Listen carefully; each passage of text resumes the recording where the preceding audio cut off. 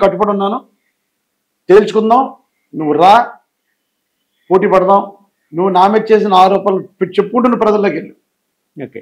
నేను అమ్మ పవన్ కళ్యాణ్ నా మీద ఆరోపణలు చేశాడు, మీరు నమ్మితే నాకు ఓటేయకండి, మీరు నమ్మకపోతే నాకు ఓటేయండి దయచేసి అని నేను నా ప్రజలను అడుక్కుంటాను. సో దాన్ని బట్టి ఈ యొక్క పోటీలో ఉంటుంది. ఇది అయిన మరుక్షణమే నేను ఓడిపోతే రాజకీయాల నుంచి మానేస్తా, పవన్ కళ్యాణ్ ఓడిపోతే పవన్ కళ్యాణ్ రాజకీయాల నుంచి మానేవాడు. ఇది నేను ఇప్పటికి కాదు, నేను డే 1 ఏ ఖచ్చితమైన నిర్ణయం పవన్ కళ్యాణ్ విమర్శించడం తీసుకున్నానో ఈ రోజు కూడా అదే నిర్ణయంతో ఉన్నాను. అదే అలాగే కట్టుబడి ఉన్నాను కూడా. నేను ఏ రోజు వెనకడ వేసింది లేదు, తన అడగడగా వేస్తున్నాడు పవన్ కళ్యాణ్. చంద్రబాబు స్క్రిప్ట్ చదివి లోకల్గా కొంత తొత్తులు ఇచ్చిన స్క్రిప్ట్ చదివి నా మీద ప్రేలాలను పేలేడు. ఒక రాజకీయ పార్టీ అధినేతగా ఉన్నవాడు అలా మాట్లాడటం కరెక్ట్ కాదు, ఆ రోజు చెప్పాను. కనుక మేమందరం కూడా ప్రజాక్షేత్రంలో ఉన్నాం కాబట్టి ప్రజలను తేల్చుకుందని ఆ రోజు ఛాలెంజ్ చేశాను.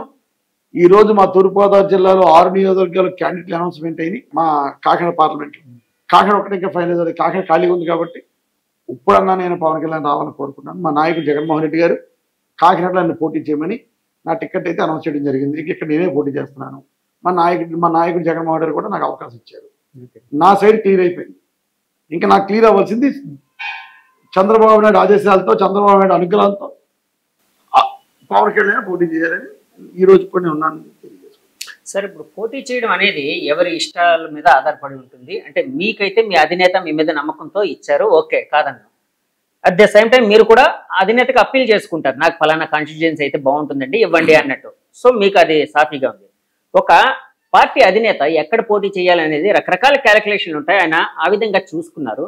పిఠాపురంలో పోటీ చేసే దానికి అంటే మీ వాళ్ళు పవన్ కళ్యాణ్కి ఉండే ఇమేజ్ని క్యాష్ చేసుకోవడం కోసం, ద్వారంపూడి చంద్రశేఖర్ రెడ్డి గారి ఇమేజ్ని కొంచెం బిల్డప్ చేయడం కోసం మాట్లాడితే ఆయన్ని ఇక్కడికి వచ్చి పోటీ చేయమని చెప్పి సవాల్ చేయడం జరుగుతుందని బయట వినిపిస్తుంది. నేను ఎవరిని అలా అన్ను. పవన్ కళ్యాణ్ గతంలో 2 చోట్ల చేశాడు, భీమవరంలో చేశాడు, గాజువాకలో చేశాడు.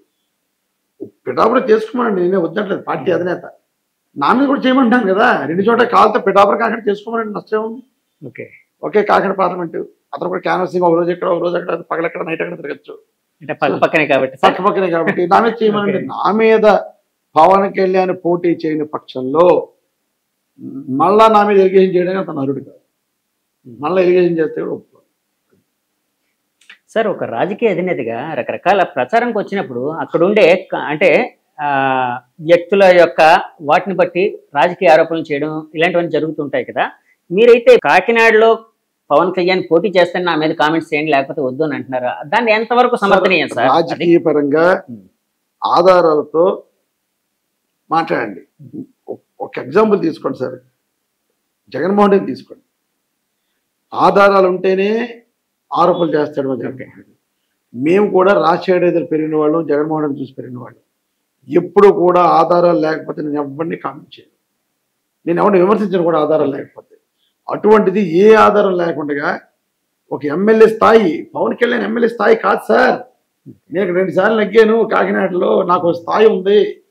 పవన్ కళ్యాణ్ అన్నవాడికి చిరంజీవి అండర్దండలతో ఈరోజు సినిమా హీరోగా గుర్తింపు వచ్చింది.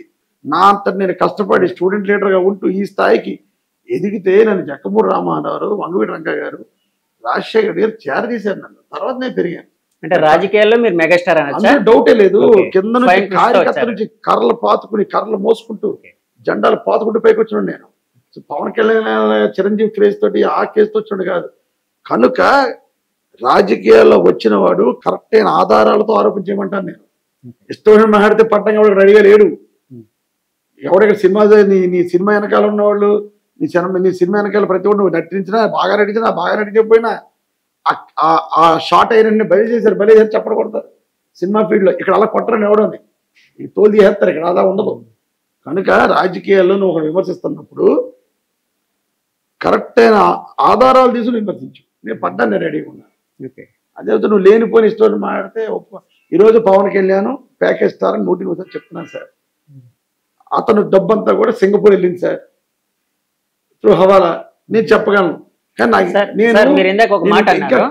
క్లియర్గా ఎందుకంటే నేను పక్కా ఇంకా చెప్పట్లేదండి, ఇంకా ఆధారాలు సేకరిస్తున్నాను.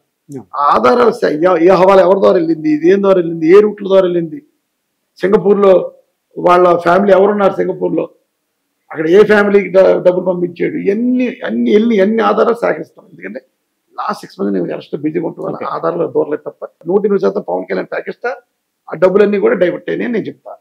సార్ మీరు ఇప్పుడే ఒక మాట అన్నారు, ఆధారాలు లేకుండా విమర్శిస్తే ఎవరు పడరు అని. అంటే మిమ్మల్ని మీరు అంటే మీ సెల్ఫ్ రెస్పెక్ట్ కోసం చెప్పారు. అట్ ద సేమ్ టైం ఇప్పుడు పవన్ కళ్యాణ్ ని ఆయన కోసం చెప్తూ హవాలా ద్వారా సింగపూర్ వెళ్ళింది ఇలాగంటున్నారు. ఏ ఆధారాలతో చెప్తున్నారు? ఇంకా ఆధారాలు సేకరిస్తున్నారు. ఆధారాలకి సేకరిస్తే టేబుల్ పెట్టి చెప్తాను అవి కూడా త్వరలోనే చెప్తాను. వాటి ఆధారాలు సేకరిస్తున్నాను అంటే ఒక 50% ఆధారాలు మీకు దొరికాయా అందుకని చెప్తున్నారా మీరు? ఉన్నాయి కాబట్టి చెప్తున్నాను. గతంలో నేను చేయని వాడిని పవన్ కళ్యాణ్ విమర్శించిన తర్వాత వాట్ ఈజ్ అని చెప్పేసి నేను ఎంక్వైరీ చేస్తాను కదండి.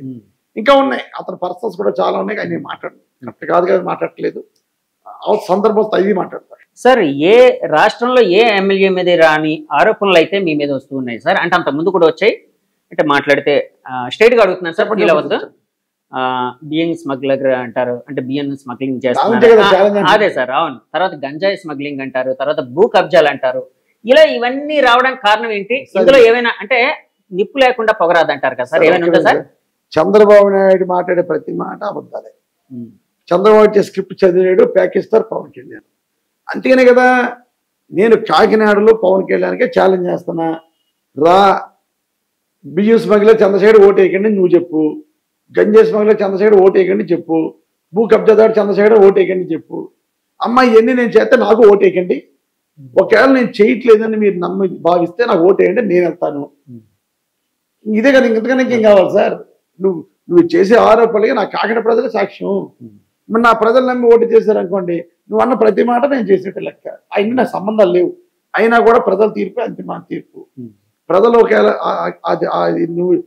నన్ను ఓడించారనుకోండి, పవన్ కళ్యాణ్ అన్నీ నిజమని, నా ప్రజలు నన్ను గెలిపిస్తే పవన్ కళ్యాణ్ మాటలన్నీ కూడా అబద్ధాల కింద లెక్క.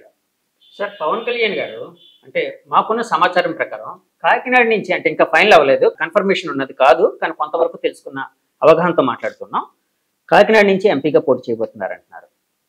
దీన్ని ఎలా చూస్తారు మీరు? ఎంపీగా చేసుకుంటాడు చేస్తే పవన్ కళ్యాణ్ ఎంపీగా చేసుకుంటాడో, కాకినాడ రూరల్ పోటీ చేస్తాడో లేకపోతే పెడవని నాకు అనవసరం సార్. అది ఎక్కడ పోటీ చేసినా పార్టీ చూసుకుంటుంది, వాళ్ళ మీద పెట్టే వ్యక్తులు పార్టీ చూసుకుంటుంది.